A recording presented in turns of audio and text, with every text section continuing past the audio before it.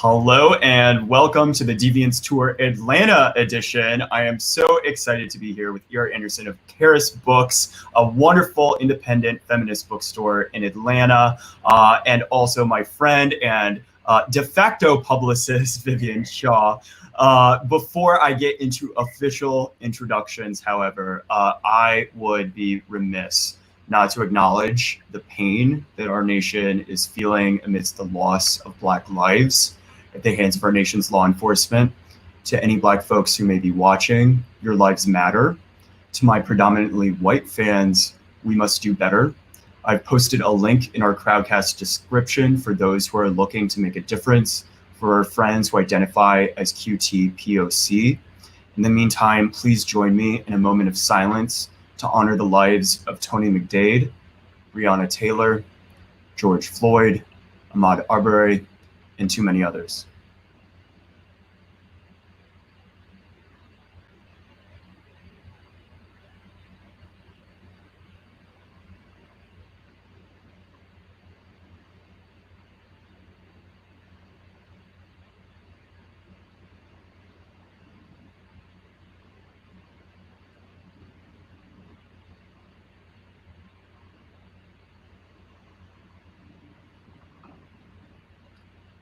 Thank you.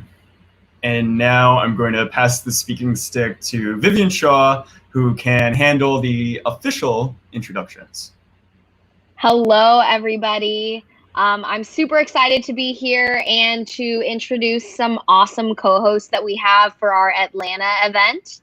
The first is the Invisible Histories Project. The IHP is designed to be a repository for the preservation of the history of LGBTQ life, first in the state of Alabama, and then the entire Southeast. The archive will preserve, collect, and protect the living history of the diversity of the queer community, both urban and rural. Using the Alabama site as a model, IHP is currently expanding into Mississippi and Georgia with aims to reach the entirety of the Southeast within 10 years.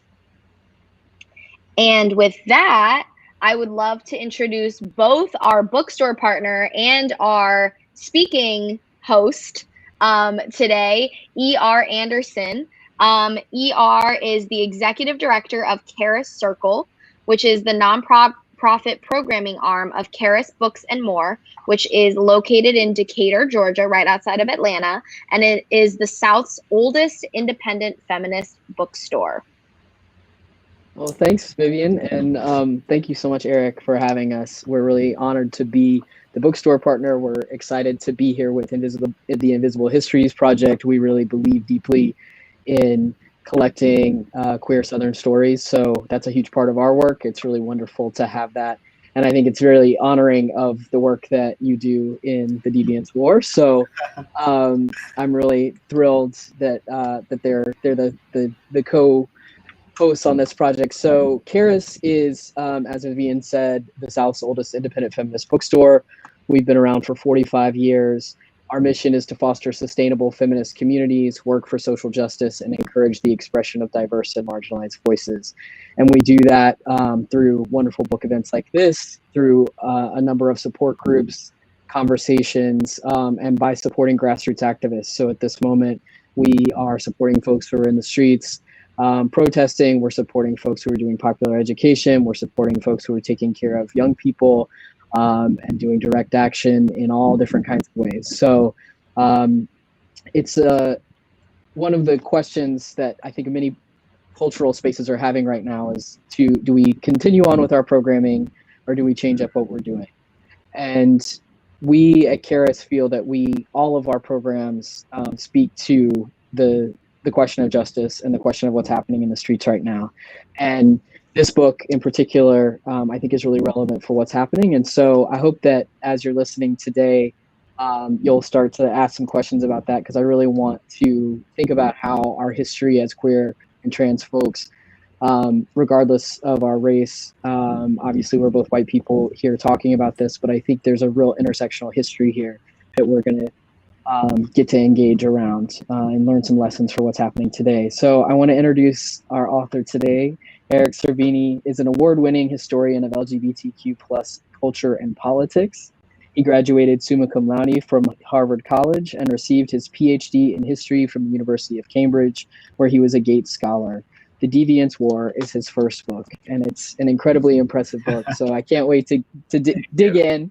I do want to say one thing really quickly, which is that you may be trying to order this book and having trouble. We have copies of this book. It just may not be obvious from our website because of how things are linked. There's an overall sort of slowdown in supply chains at this moment for a lot of reasons. It's ultimately a good thing that so many people want to read this book. But if you can't get through on our website and order this book, please just send an email to info@charisbooksandmore.com. I'll put that in the chat, or maybe Vivian can help us with that. And we'll make sure you get your copy because we don't want to let you down. It's just some technical problems are abounding all over the internet right now when it comes to books. But without further ado, please welcome Eric Cervini. And thanks for being here. Thank you so much. And also, it's such an honor. I know Karis has been doing the hard work for so long. I think so many people are entering the world of activism right now, and y'all have been providing not just a place to buy books, but also a place to have conversations like this, especially in hard times where we need to be having conversations especially as white people, about how we can do better too. And I would encourage everyone to please buy independent. I think right now, especially in the middle of a pandemic, especially in the middle of a national reckoning, we need to be supporting these places, these physical spaces, but also virtual ones where we can have these important discussions. And also today is the last day for anyone who buys from Karis or an independent bookshop who we've partnered with.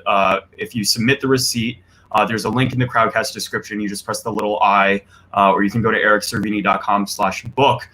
We will send you separately a signed booklet, but you have to buy independent. So that's the one rule. So please do it and support them. But also thank you so much for welcoming me. It's such an honor to be here. Great. Well, we appreciate you supporting indies. Yeah. So we talked a little bit about maybe starting with a little bit of a reading that I think is an important part of our history. Should I do it? Yeah. So part of what I want folks to know is that this book is a very detailed narrative history of activism, right? And I think that to me is a really exciting contribution because you feel like you're in the room. And I think so often what we miss in our histories of movements is, all the different sort of intersections of how people, met one another or didn't meet one another. We get these very distilled histories a lot of the time where it's very hard to know, were people contemporaries? Did they like one another? Were they sleeping with one another? Did they hate one? It's very hard to kind of get that sense of perspective. And I really appreciate that one of the things you do in here is give us the ways in which different movements were informing one another, in particular, how the Black freedom movement and the civil rights movement and different aspects of that movement, which obviously was not monolithic, informed Frank Kearney's, push for some of his philosophies around first the Mattachine Society and then, broader gay rights and the gay liberation movement. So I wanted for you to talk a little bit about that overall, but then maybe start with a reading. That would be great.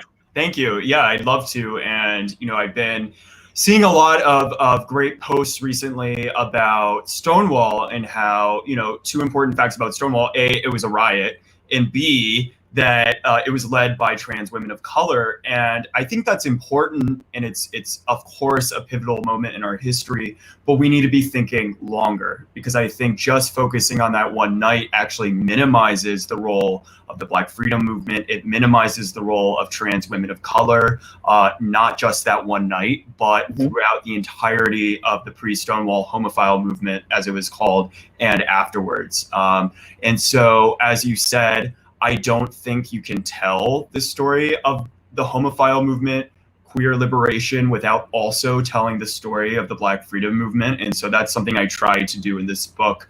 And every chapter begins with a different character who influenced Frank Kameny or was influenced by him. And one of those who were in the former category was Bayard Rustin. And for people who don't know him, I'd encourage spend the weekend learning his story, listening to his interviews.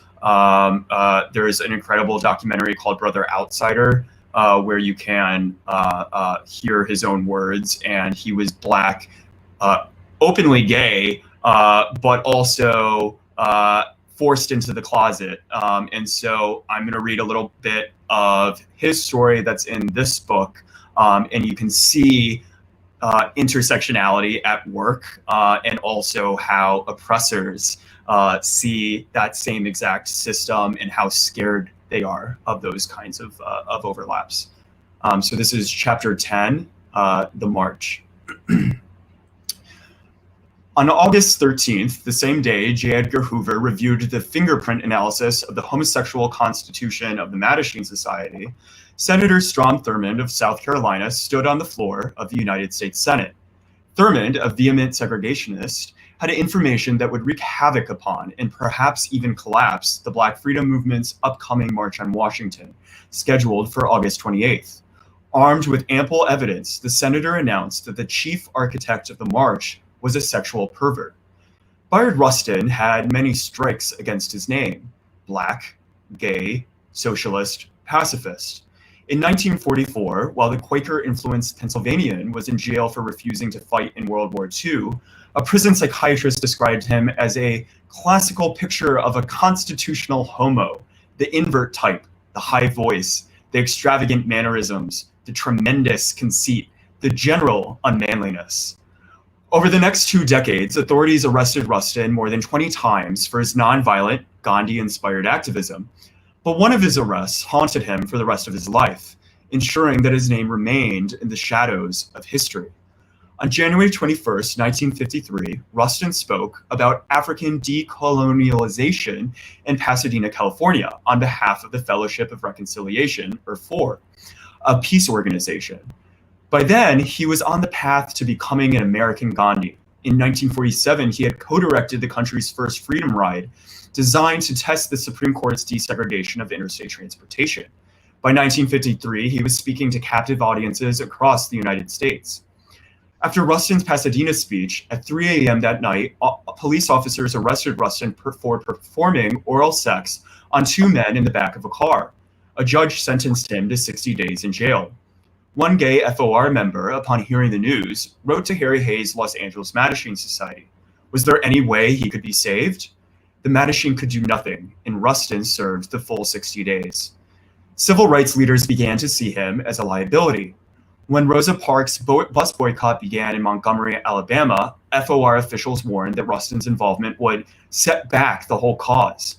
Undaunted, in February 1956, Rustin drove to Montgomery. When he arrived, the young Martin Luther King Jr. had not entirely embraced nonviolence.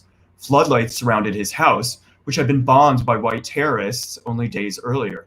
Armed guards protected his home, which also contained loaded guns. Civil rights leaders must give up all arms, Rustin explained to King, if they were to inspire nonviolence among their followers, exposing a regime that relied upon arrests, bombs, and fear. Montgomery's reporters became suspicious of Rustin, who spoke with a peculiar accent and claimed to be a foreign reporter. King had him smuggled out of Montgomery in the back of a car, and the movement attempted to hide the secret of the gay pacifist. But because of Rustin, who continued strategizing for the minister from New York, the guns and floodlights disappeared. King became America's beacon of nonviolent protest. In December 1962, as the centennial of the Emancipation Proclamation approached, Rustin and labor leader A. Philip Randolph developed a plan for a march on Washington for jobs and freedom. Rustin wrote the official proposal for the march and decided its message: the economic subordination of the American Negro. Other organizations, including the NAACP and King's Southern Christian Leadership Conference, faced a choice. They could sponsor the homosexual planned event or be excluded from a historic moment altogether. In May, King's SCLC became a march co-sponsor, and that summer, Senator Thurman learned the secret of the march. He had proof courtesy of J. Edgar Hoover. Standing before the Senate, Thurman pointed to Rustin's Pasadena police record and declared that Mr. March on Washington himself had been guilty of sex perversion. Rustin prepared for the worst. At a press conference that day, A. Philip Randolph stood before reporters with a prepared statement. "I speak for the combined Negro leadership," he began, in voicing my complete confidence in Bayard Rustin's character. "My task is to see that 100,000 people called to Washington reach Washington, that they make their protests nonviolently, and they return to home safely," explained Rustin himself. No fewer than 200,000 marchers attended Rustin's march. Frank Kameny marched with them. He organized a group of 7 Mattachine members, including Jack Nichols, who knew homosexual marches would come, but not yet. For now, the homosexuals marched only for another minority, dreaming that perhaps someday they would march for themselves. The marchers decided against carrying signs that announced their presence as part of a homosexual organization. "We reasoned," recalled Nichols, "that it would be impolite." Thank you. So, a lot of folks may be familiar with Bayard Rustin, but what did you learn in sort of thinking about his role and contrasting him with Frank and sort of his tactics and what Frank learned from him? Mm-hmm. Well, I think you have to tell both of their stories, and I think you have to tell it chronologically.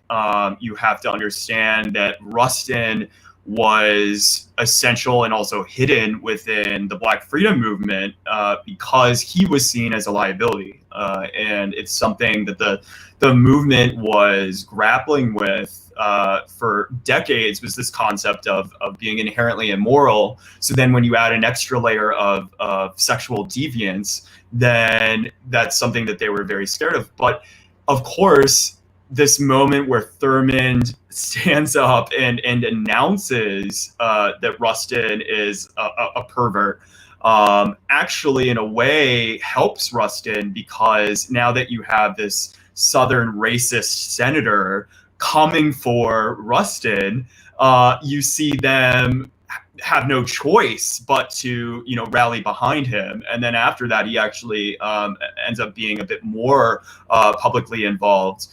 So it's interesting how, the oppressors thought they were harming the movement when in reality they were bringing the two movements closer together. And even though I don't believe Frank and Bayard ever met, their stories are just inextricable. You have to tell them both. And we are indebted to Rustin for not only what he taught King, but what he taught Kameny.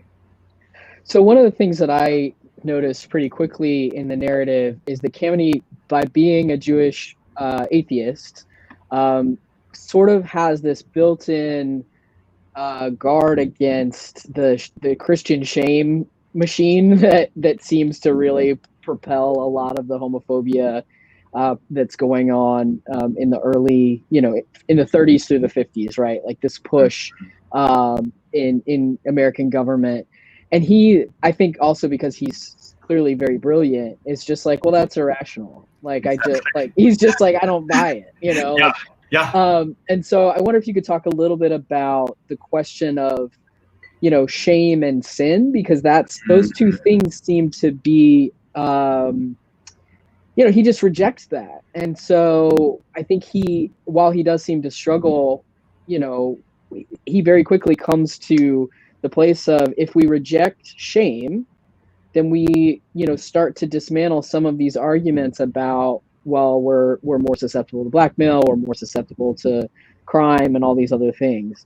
Mm-hmm. And so, was that sort of an early animating thing that you noticed about his character as you were writing about him, or, kind of how did that because that really does become a through line in his organizing.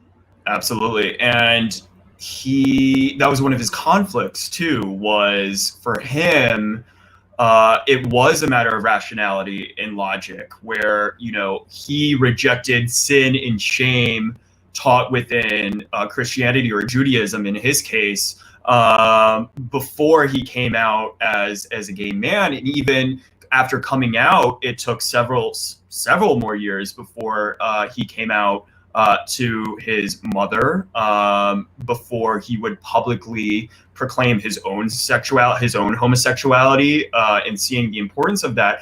But at the same time, he was making legal arguments claiming that homosexuality was a moral good. And so there is a bit of a disconnect there where he is making an inherently arbitrary claim in order to disprove the arbitrary and unconstitutional nature of another claim, which is that homosexuality is morally bad. So for him, that was just simply a matter of legal strategy and logic. And as a historian reading his letters, I want to be able to say that he actually believed it, but I'm not entirely convinced of that. I don't think in 1961 that every fiber in his being believed that to be gay was morally good. I think he was doing that as a strategy. And I think the book also tells the story of him actually starting to walk the talk, of him actually accepting not just the respectable version of the homosexual that he envisioned and he demanded on the picket lines, but also the full spectrum of the sexual deviant, or of the full spectrum of being perverted or being queer. And it's that process that I try to track. And of course, it's impossible to pin one moment where suddenly he, becomes liberated. But I think there were steps, and he certainly changed over time and became a much different person in the 70s and beyond. And I think that's for another historian to write about that, because a lot of people knew him in his final years, and he was a very different person then than he was in the 60s. And I think we have to recognize that these figures are not static. Mm-hmm. I was really fascinated by his the lessons he took from Stokely Carmichael and the Black Power movement and the Black is Beautiful movement. And I'm wondering if you could talk a little bit about the importance of slogans and of oh my gosh, yeah, because that was something that took on. First of all, I have my entire adult queer life thought that Harry Hay coined the term "gay is good," and so I didn't know that Frank coined that term. So if you could talk a little bit about how "gay is good" came about, and also the role that Stokely Carmichael played in that. Oh, so many good questions in there. I don't blame you for thinking that about Harry Hay, because I think really Frank kind of picked up the torch that had fallen after Harry Hay. I mean, there were the Chuck Rowland speech at the Mattachine Convention in the early 50s, where he proclaimed someday homosexuals will be marching down Hollywood Boulevard proclaiming their pride. So I don't want people to think that pride didn't exist at all. Before Frank Kameny, there were certainly, in my dissertation, I call it pockets of pride that existed, but it didn't become this conscious political and legal strategy until Frank. And then, as you mentioned, just like Rustin, you have to talk about Carmichael, because, when Rustin heard the term Black Power, and he heard Carmichael calling for violence as a legitimate form of resistance, he warned that it would destroy the movement, right? So you have the same kind of process and conflict within the Black freedom movement that you have in the homophile movement, and then that we're seeing now of different generations debating about what constitutes valid modes of resistance. And, I think what's even more interesting is that, especially about slogans, is maybe you didn't disagree about, or maybe you didn't agree about violence and how important it is to take up arms against the white man. But King, for example, recognized how essential the corollary to Black Power is, which is Black is beautiful. Recognized the power in that, and recognized that Black Power did not necessarily mean violence. It meant something much larger about pride right? About identity and recognition of self and telling our own stories.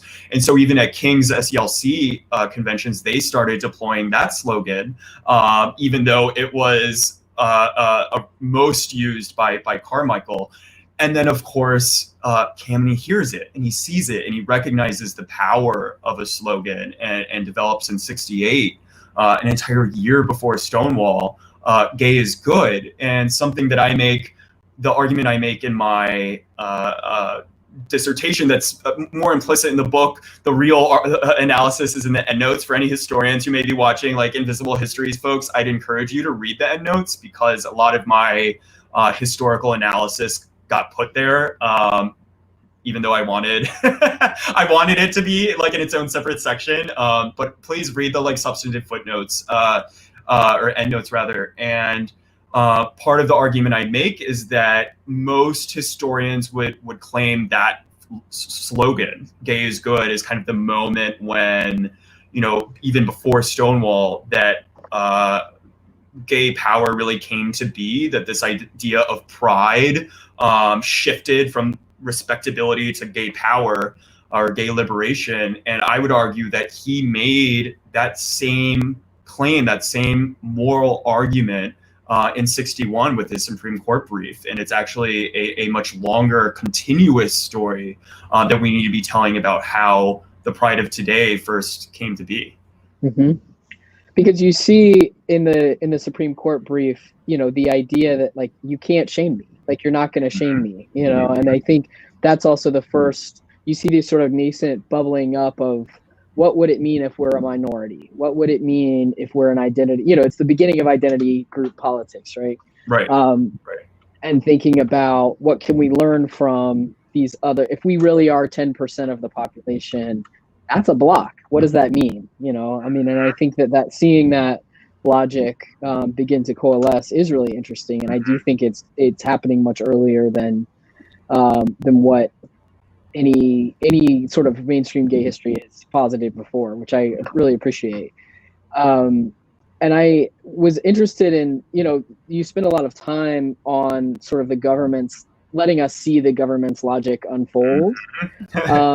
And I wonder if you could kind of talk a little bit about that, like just sort of how you dug into the history of the anti-gay government tactics and what you learned from that. Oh my gosh. Well, I just posted the 1,000-page FBI file on the Mattachine. You can go look for it yourself and look through it. And I encourage people to do it. If you go to the DeviantsArchive.org, I posted it there with a lot of Frank's other papers and papers from like Barbara Giddings and Lily Vincennes. And you can go through them and actually read. And you don't have to have a PhD, right? You don't have to be trained to like read other people's letters. These are humans. And I think that was one of my motivations for writing the book, is to show that, history is written and created by humans, and it doesn't take historians to understand it and to make history. And the flip side of that is you can also read the FBI documents and see how persecution functions, and that, you can think of it in the abstract sense of, this is what the state was doing to us. But you also need to read J. Edgar Hoover's words, right? You also need to see him scrawling, saying, very clearly, like, this was a matter of him on a personal level, ensuring that like any innuendo that the Mattachine Society of Washington was making about his own sexuality and him becoming obsessed with this group of a couple dozen homos in DC, like joking around about, his homosexuality. And then that results in a 1,000-page FBI file, right? Those are stories that we need to be telling too. I don't want to interrupt you, but especially right now when we have a very thin-skinned president, right? Now, exactly. Yeah. Especially with COINTELPRO, right? Like all these different, what they were doing to us, to the gays, they were doing even on a much greater level to like MLK, to the entire Black Freedom Movement, to the Black Panthers, right? It's horrifying to see. And I don't think people in younger generations know just how fucked up some of the things the FBI and the federal government were doing to activists. And I think it's so easy, to say, oh, it's just these kids these days, like they're just troublemakers, et cetera, et cetera. And then you see the suicide package that the FBI sent to Martin Luther King Jr. with the sole intent of pushing him to committing suicide, right? Like, people don't know about that, especially younger folks. And so I'd encourage people to read those stories too, of not just resistance, but also of oppression, and seeing how it functions and what lengths those in power will go to in order to delegitimize us and kill us. Yeah, because, the COINTELPRO officially was disbanded, but there are many government organizations working to discredit activists today, right? And I think particularly, one of the important things about learning from our movements is to see the ways that the police and the government have acted illegally and amorally. And so, there's a lot in here that illustrates that, and you've done a really good job of documenting those things. One of the things that I thought a lot about was the way in which Frank took up the question of, homosexuality as mental illness versus as moral sin, right? Like those are the two ways in which we, most often are discredited or harmed. And so he takes up both of those things. There's a great moment sort of later in the book about him taking on the American Psychological Association. But I think, many younger people don't, sort of vaguely know that homosexuality used to be in the DSM, but like don't have a real sense of that. But he takes it up on both. He takes up the question kind of whether which is more, painful, or which is more problematic for the movement at any given time, the, sickness versus sinner. And I'm wondering if you could say a little about that. Right.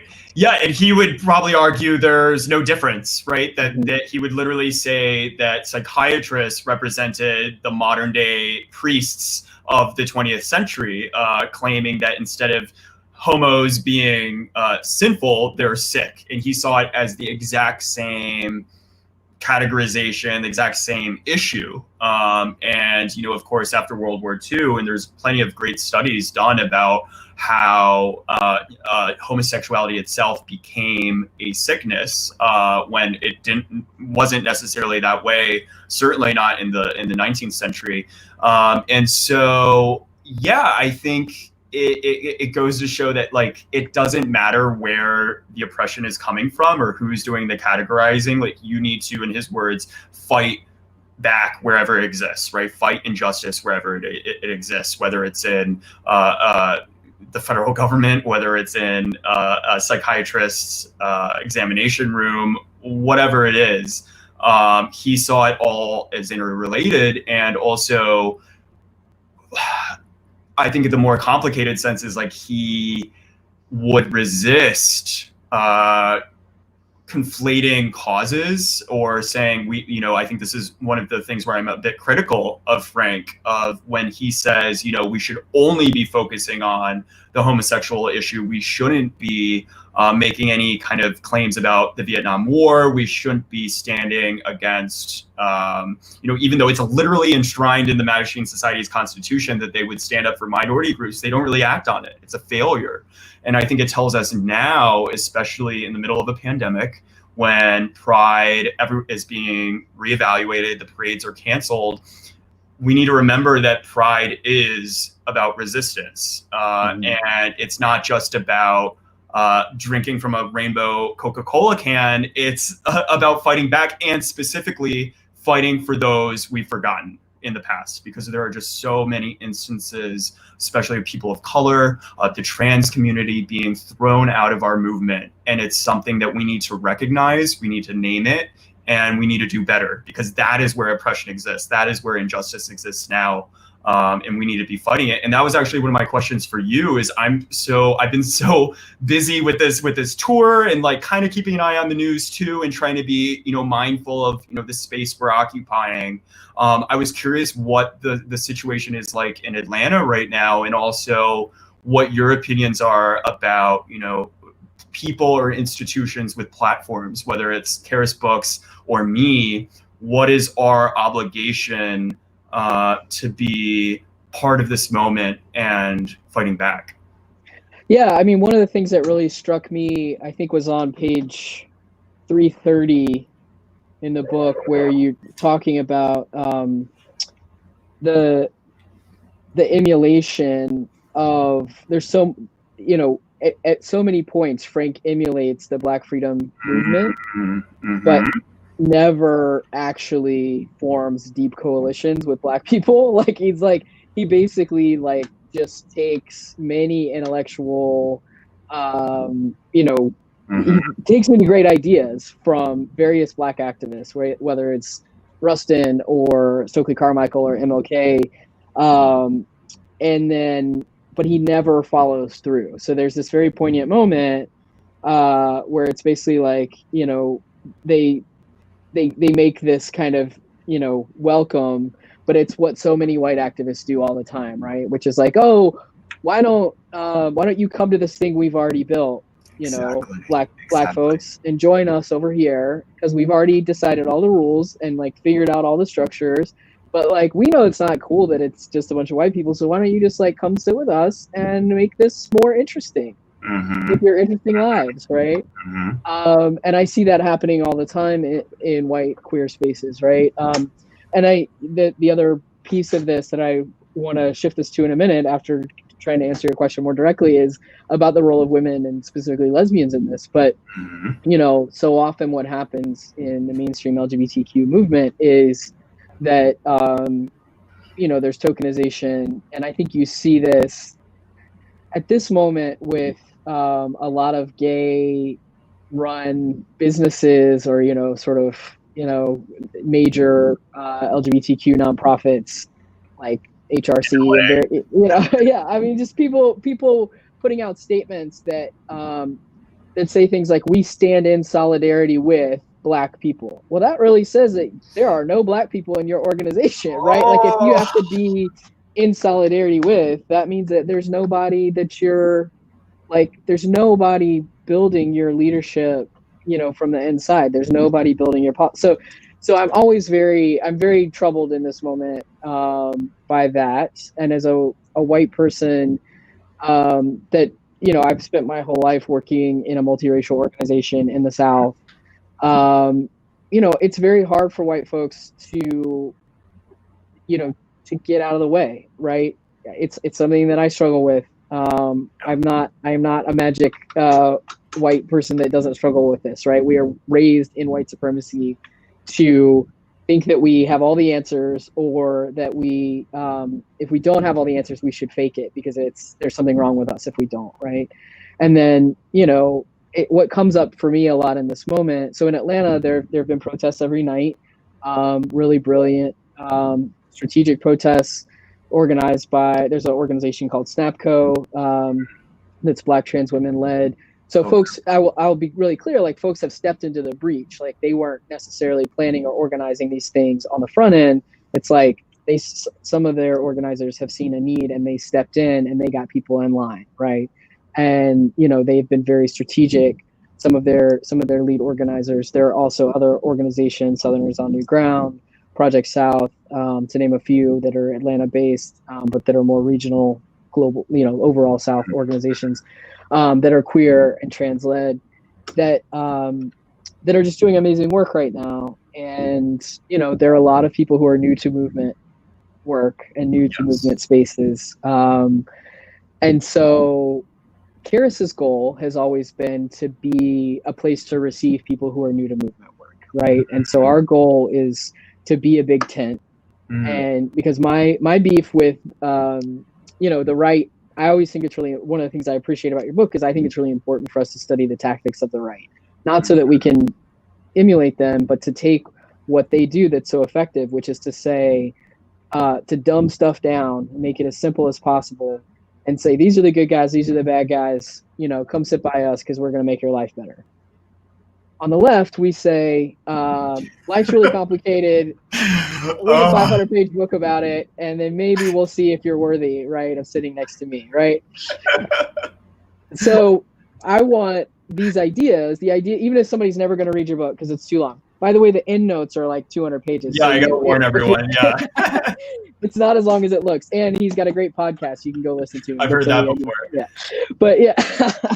But you know, my goal, and one of the things I'm really grateful for this moment about, is being able to talk about books in this format means that maybe somebody will watch this and learn some of this history and some of these ideas that you're laying out in a really accessible way. And then, you know, they'll take that with them even if they would never endeavor to read a book that's quite this long, even though I do think it's really accessible and you've done a great job of creating a narrative history. So that's all a very long way of saying part of my goal and part of Karis's goal is to really look at how do we bring people into movements? How do we unambiguously pull people further to the left?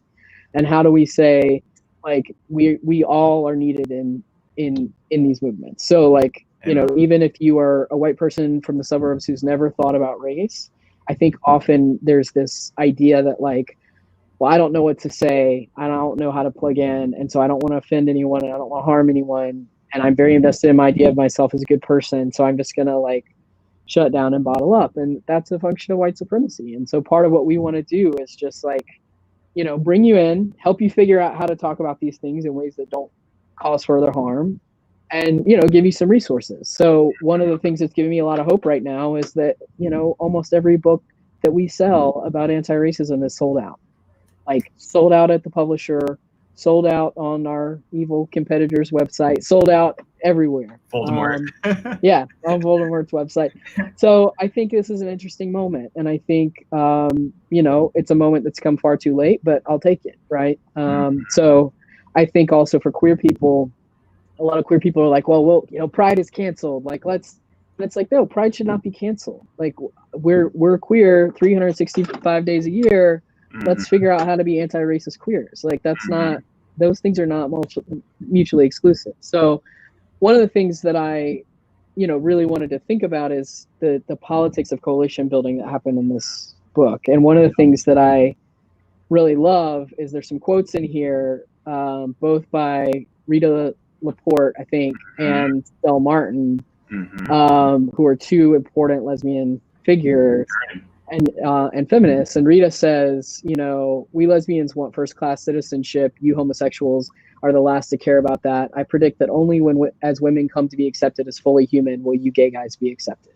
And that's one of the things that we talk a lot about at Karis. We basically, you know, we believe that transphobia and homophobia are weapons of misogyny, right? So if you, because gay men are targeted not so much for being gay as for being adjacent to femininity, right? Like, you know, that so much of homophobia is about sissyphobia, is about, you know, anything having to do with the perceived demasculinization of men. Transphobia similarly is about the blurring of gendered lines in a way that makes men uncomfortable and threatens patriarchy. And so if we could really take a feminist approach to homophobia and transphobia, I believe, and I think, you know, at Karis, that's what we're really fighting for, is that we would make great strides. But so when Rita says that, and then later Del Martin, who says gay is good but not good enough so long as it is limited to white males only, they could be saying that today in 2020, right? We're still dealing with a lot of those things. So I'm curious, I really appreciated those quotes being in there, and I was wondering, kind of to turn it back to you, how your consciousness kind of shifted as you were writing the book, and what you thought about it, and if there was anything that's also, Barbara Giddens is in this book and is really, she's a really significant figure, and there's some great books already written about her as well. But you know, kind of those figures, those feminists and lesbian icons, kind of how you chose to weave them in and what you were thinking about. Yeah, I mean, this book started as a project about, not a book about Frank Kameny. It was going to be a project or a book or a dissertation about the Mattachine Society of Washington. And my goal was to make it comprehensive and figure out, okay, how did they decide to march? Why did they decide to start saying gay is good? Why did Frank decide to first do that Supreme Court brief? And when you trace it backwards, right, and you understand where they got these ideas from, because I was like, where did it? every single step of the way, and this kind of goes back to why we should think beyond Stonewall, every single step of the way, Frank and the Mattachine and the homophile movement was borrowing from the Black Freedom Movement. Every single, whether it was Rustin, whether it was in 61, where did he get the idea to take back morality from the federal government? From the Greensboro sit-ins, right? That is literally where, happening and successfully happening while he was experiencing his own oppression. And he was saying, wait a second, I'm being called immoral. And suddenly, we're seeing white racists being finally identified as the immoral ones by the popular press. Maybe I can do something similar. And I'm so happy that you brought up that this page 329, which I actually got a bit of blowback from when I was sharing the manuscript with other historians who idolize Frank, rightfully, right? Like he's the grandfather of our gay rights movement.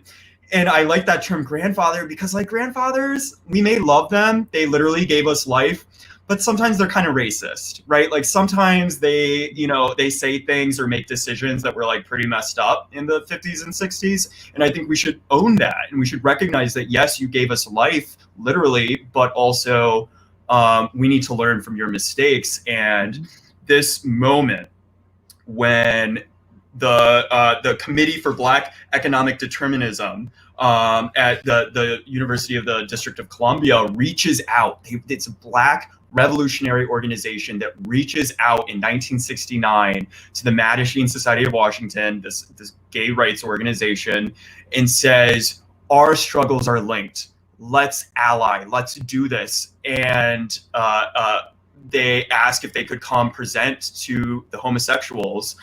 And they come, and I saw in the archive the record of this meeting, and I was like, okay, I know this happened. The guy who sent the letter, his name's R.D. Carter Jr., is still around. His interview was probably the most profound, incredible interview. Someday I'll post it or share the transcript, because he tells me about getting arrested in Mississippi, how it totally traumatized him, how he moved to Washington, D.C., went back to school, and how he was involved. And unlike most gay activists who I talk to, they don't really remember specific moments and details because like their entire life is queer activism. R.D. Carter, because it was like this completely historic moment of like a Black revolutionary organization coming to ally with this homosexual organization in 1969, he remembered every single bit about that moment. And the most profound a part of that interview is when I said, okay, so you spoke to them, you were in their basement meeting room explaining how their struggles were linked and how they need to link together. Then what happened? And he said, we never heard from them again. Right? It tells you everything. It tells you everything you need to know, right? That like, especially about this moment and how,